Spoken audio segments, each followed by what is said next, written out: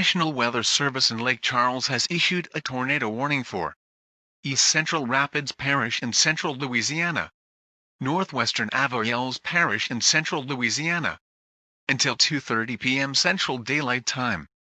At 2:16 p.m. Central Daylight Time, a severe thunderstorm capable of producing a tornado was located near Effie, moving north at 25 miles per hour. Hazard: tornado. Source: radar indicated rotation.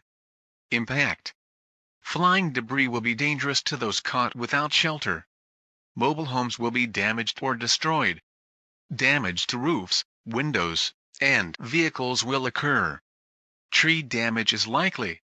This dangerous storm will be near Effie around 2:25 p.m. Central Daylight Time.